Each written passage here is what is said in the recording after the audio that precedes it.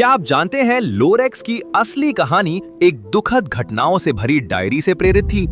ये फिल्म 2012 में आई थी, लेकिन हाल ही में इसकी असली प्रेरणा का पता चला है और बड़ी कंपनियों ने इसे एक भयानक वजह से जनता से छुपा लिया था। उन्होंने हमें यकीन दिलाने की कोशिश की असली लोरेक्स का नाम ट्रूएक्स है, लेकिन उसकी असली कहानी बहुत कम लोग जानते हैं।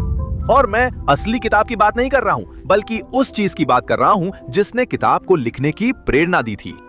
लात रिश्ते हिस्टोरिया देत्रास के एक और एपिसोड में स्वागत है। जो लोग बिल्ली, टोपी या ग्रिंच पसंद करते हैं जानते होंगे कि लोरेक्स के असली रचनाकार डॉक्टर स्यूज हैं। वहीं से इल्यूमिनेशन ने फिल्म बनाने के लिए प्रेरणा ली और उसे अपने समय की एक बड़ी सफलता बना दिया। चाहे आपने ये फिल्म देखी हो या नहीं, तैयार हो जाइए इस कहानी की कई अनसुनी बातें जानने के लिए। लोरेक्स की असली उत्पत्ति जानने के लिए हमें इसकी दो आखिरी रूपांतरणों, फिल्म और किताब के संदेशों को समझना होगा। दोनों का संदेश एक ही है, लेकिन इनमें कई दिलचस्प बातें हैं जिन्हें बदल दिया गया था। जैसे कि उदाहरण के लिए एल उनावेज।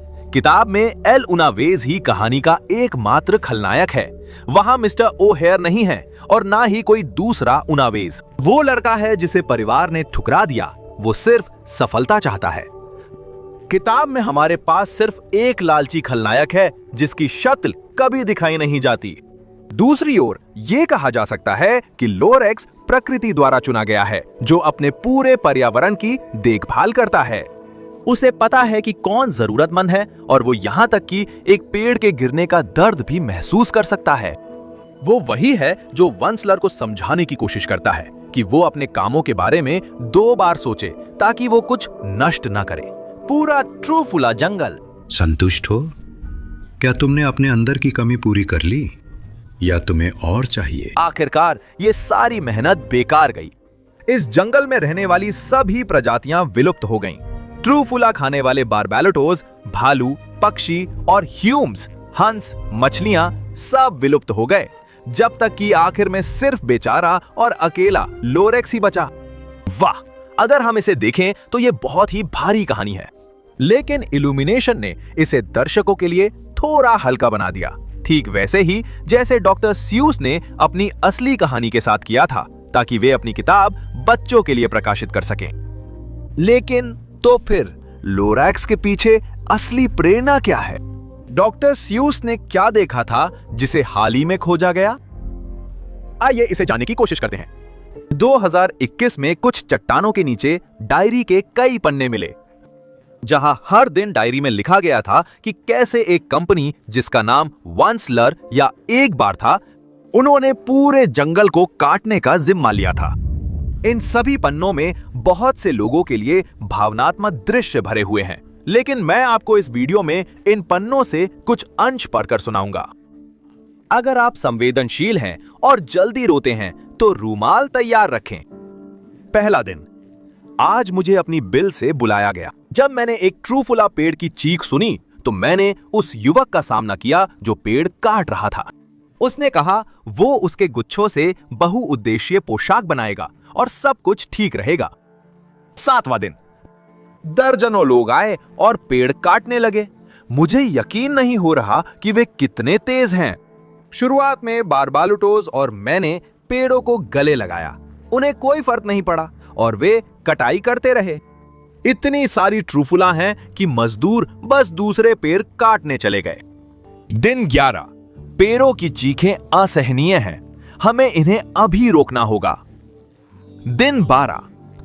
उन्होंने बारबरा को मार डाला, जो बारबैलोटोज में से एक थी। वो मशीन का इंजन खराब कर रही थी। तभी एक सुरक्षा गार्ड ने उसे गोली मार दी। उसने एक बार बारबरा का शव ले लिया ताकि हम उसे दफना ना सकें। हम हमेशा तुम्हारे बलिदान को याद रखेंगे बारबरा।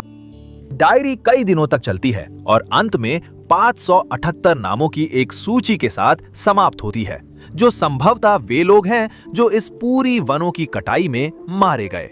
ये भी कहा गया है कि ट्रूफुला के बीज उगना शुरू करने में 10 साल लगते हैं, पेड़ बनने में 10 साल लगते हैं और फिर फल देना शुरू करने में और 10 साल लगते हैं। जैसे डॉक्टर स्यूस की किताब में होता है। ये हमें यह भी बताता है कि पेड़ पूरी तरह से प्रकृति से विलुप्त हो गए थे, जिससे यह साबित करना असंभव हो गया कि यह डायरी असली है या नहीं।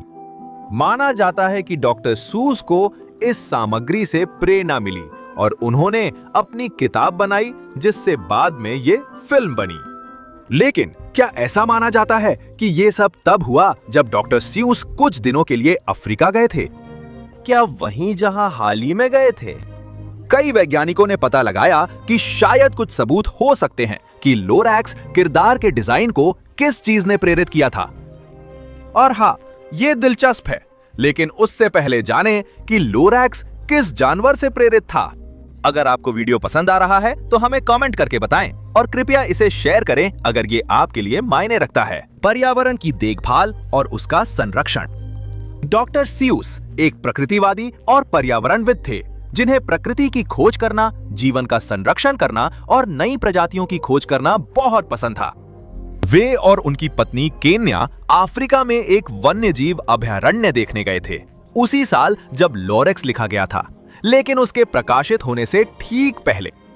अपनी यात्रा के दौरान वे एक प्रजाति से मिले जिसे पाटस बंदर कहा जाता है, और ये पैरों पर कोई बुरा मजाक नहीं है। ये बंदर बाकी बंदरों की प्रजातियों से बहुत अलग है। इनके चेहरे पर बालों से एक तरह की मूंछ बन जाती है।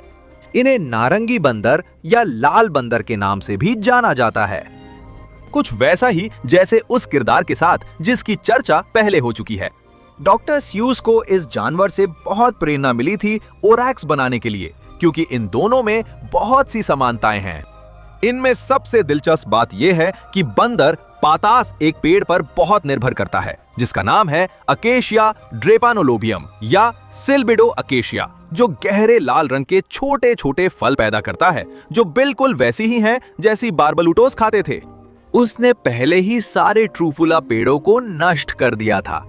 और ये बात बहुत मायने रखती है, क्योंकि हर कहानी में, चाहे वो डायरी हो, किताब हो या फिल्म हो, लोरैक्स पेड़ों की रक्षा करता है, जिसका मतलब है कि लोरैक्स कोई जादुई प्राणी नहीं है जो जंगल की रक्षा करता है, बल्कि वो भी उन्हीं बंदरों की तरह है जो जीवित रहने के लिए पेड़ों पर निर्भर हैं।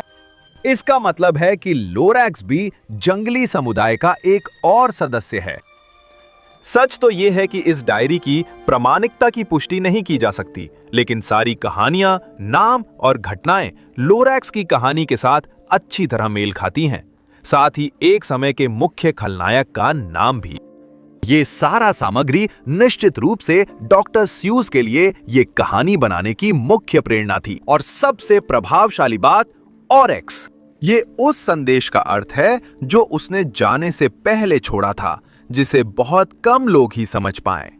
उसने कुछ चट्टानों पर वो संदेश छोड़ दिया, जब तक कि, क्या तुम जानते हो लोरैक्स हमें क्या सिखाना चाहता था?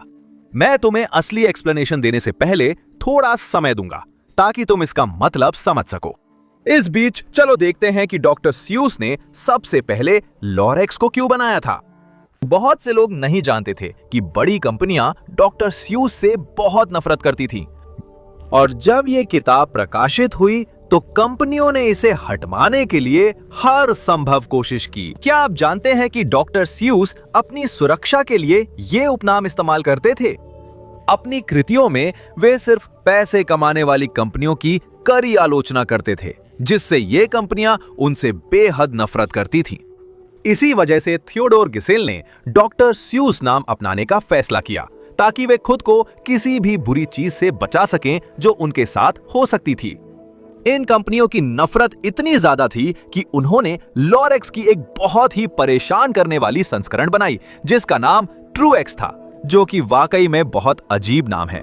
ट्रूएक्स के पीछे का मतलब बताता है कि इस अंधेरे किरदार की मंशा क्या थी। और हुआ ये कि लोरैक्स की 600 मिलियन से भी ज्यादा कॉपियां बिकने के बाद लोगों के मन में इन कंपनियों के बारे में बुरा ख्याल आ गया। जो लोग घर और फर्श बनाने के लिए पेड़ काटने का काम करते थे, उन्हें काफी समय तक भेदभाव का सामना करना पड़ा। यही मुख्य वजह थी कि लोरैक्स को सभी किताबों की दुकानों और बच्चों के स्कूलों से हटाना चाहा गया। ट्रूएक्स नाम ट्रू या सच से आया है, जबकि एक्स लोरैक्स से आया है, यानी कुछ इस तरह जैसे लोरेक्स की सच्चाई। वे पेड़ों की कटाई को जरूरी बताते हुए अपना नजरिया देना चाहते थे। अगर ऐसा ना किया गया तो पेट्रोलियम और रसायनों से पर्यावरण में अधिक प्रदूषण होगा। आखिरकार ये अजीब विचार बेकार था। लोरेक्स का संदेश कई सालों बाद भी आगे बढ़ाया जा सका। खलनायक हटा दिया गया था। एलुना वेस अपनी छोड़ी हुई फैक्ट्री में पूरी तरह अकेला रह गया। वहां ना कोई पेड़ बचा था और ना ही कोई जानवर जिंदा था।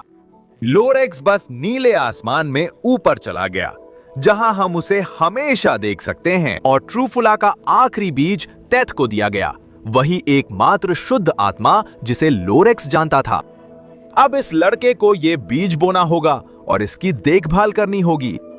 आखिरकार ऊना वेस को लोरेक्स का आखिरी संदेश समझ आया। यह संदेश पत्थरों के ढेर पर छोड़ा गया था, जिस पर लिखा था अमेनोस के क्या? ऊना वेस समझ जाता है कि यह संदेश कहता है कि जब तक किसी को सच में बहुत फर्क नहीं पड़ता, कुछ भी बेहतर नहीं होगा। इस तरह ऊना वेस अपना पछतावा दिखाता है और समझ जाता है कि जो लोग सच में कुछ अच्छा चाहते हैं वही सफल होंगे।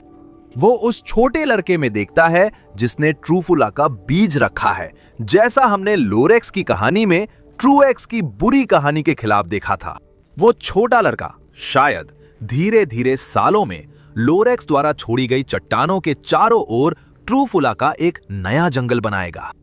उन चट्टानों पर शायद उसने अपनी डायरी छोड़ी थी, जिसमें एक बहुत प्रेरणादायक कहानी थी जो दुनिया को बदल सकती थी।